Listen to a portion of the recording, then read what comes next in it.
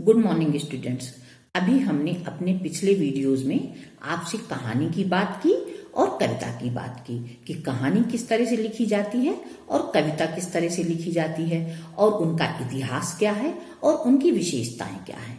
और अब हम आपसे नाटक की बात करने जा रहे हैं। जैसा कि हम सभी जानते हैं कि नाटक भी साहित्य की एक प्रमुख विधा है और नाटक की एक खासियत ये होती है कि इसको हम पढ़ने के साथ साथ इसको देख भी सकते हैं, इसका अभिनय भी कर सकते हैं। तो इस तरह नाटक अपने आप में एक अलग और अनोखी विधा है। भारतीय नाट्य शास्त्र में तो नाटक को दृश्य काव्य भी कहा गया है। अब नाटकों के अनेक रूप हम देखते हैं। ये नाटक हमको देखिए, साहित्यिक नाटक भी होते हैं, सांस्कृतिक नाटक भी होते हैं, सामाजिक नाटक भी होते हैं और ऐतिहासिक नाटक भी होते हैं और सभी अपना अलग अलग प्रभाव डालते हैं। इसके अलावा नाटक से ही निकले हुए अनेकानेक रूप हैं उसके। जैसे नाटक से ही निकला हुआ उसका एक रूप है प्रहसन और एकांकी, जिसमें एक ही अंक हो उसे हम एकांकी कहते हैं। तो इस तरह नाटक हमको विभिन्न रूपों में देखने को मिलता है। और नाटक की एक खासियत ये भी होती है कि उसे रंगमंच पर बहुत ही प्रभावशाली ढंग से प्रस्तुत भी किया जा सकता है। तो अब नाटक को प्रस्तुत करना है तो निश्चित है कि नाटक में चरित्र होने चाहिए, उसके पात्र होने चाहिए, यानी नाटक के कुछ तत्व होने चाहिए। तो नाटक में भी उसी तरह से तत्व होते हैं जैसे कहानी में होते हैं। उसमें भी एक कथा वस्तु होती है, यानी एक कथानक होता है।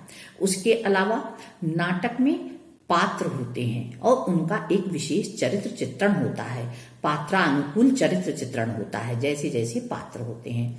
इसके अलावा नाटक में भी हमको संवाद देखने को मिलते हैं, क्योंकि संवाद यानी बातचीत, कथोपकथन, उसी से नाटक आगे बढ़ता है।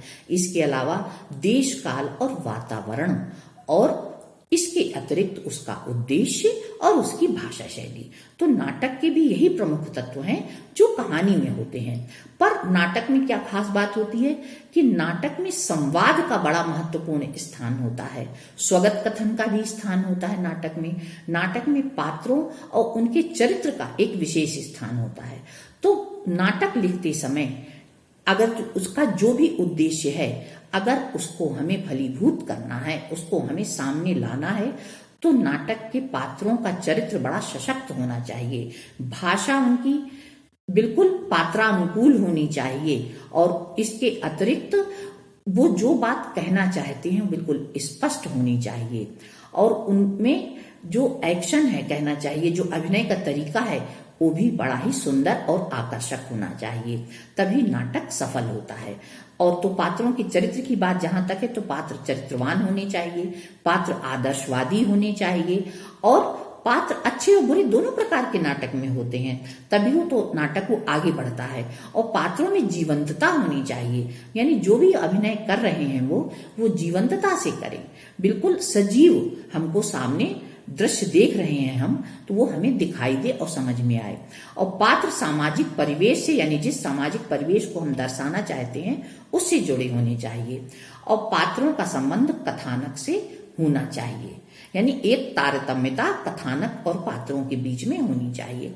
इसके अलावा नाटक की जो भाषा शैली है वो सहज, सरल और प्रवाहपूर्ण होनी चाहिए, स्वाभाविक होनी चाहिए, प्रसंगानुकूल होनी चाहिए और भाषा शैली विषयानुकूल भी होनी चाहिए और पात्रानुकूल भी होनी चाहिए और संवादों के अनुकूल भाषा होनी चाहिए। जिस तरह के संवादों का प्रयोग किया जाना है उस तरह की भाषा होनी चाहिए। तो नाटक लिखते समय हमें इन बातों का ध्यान रखना चाहिए, क्योंकि नाटक साहित्य की अन्य विधा, कविता, कहानी, उपन्यास, निबंध, इन सब से अलग है। और इसकी बहुत बड़ी बात यह है कि नाटक की जो विधा है इसको हम केवल पढ़ते नहीं है, सुनते नहीं है, इसको अभिनय भी किया जाता है, इसको का प्रस्तुतिकरण भी किया जाता है। तो वो प्रस्तुतिकरण बहुत ही ज्यादा प्रभावशाली होना चाहिए, क्योंकि नाटक को दृश्य काव्य कहा गया है। तो ये इसमें अन्य विधा से अलग है, क्योंकि किसी अन्य विधा को दृश्य काव्य नहीं कहा गया। नाटक रंगमंच की एक ऐसी विधा है जिसमें अन्य विधाओं के अंतर्गत जो बातें होती हैं वही नहीं देखने को मिलती नाटक को। नाटक को रंगमंच में प्रस्तुत किया जाता है। नाटक का अभिनय होता है जो अन्य विधाओं में नहीं होता है। नाटक को पढ़ा, सुना और देखा तीनों रूपों में जा सकता है। नाटक का सीधा संबंध दर्शकों से होता है, जैसे कि अन्य विधाओं का सीधा संबंध दर्शकों से नहीं होता, क्योंकि रंगमंच पर जब नाटक खेला जाता है, नाटक का प्रस्तुतिकरण होता है, तो वो सीधा दर्शक से जुड़ जाते हैं हम। और नाटक का जो दृश्य है वो दर्शनीय होता है, पठनीय होने के साथ साथ। तो ये नाटक की विशेषताएं हैं। तो नाटक लिखते समय हमको इन बातों का ध्यान रखना चाहिए, तभी एक सुंदर नाटक, एक उद्देश्यपूर्ण नाटक की रचना हो सकती है। धन्यवाद।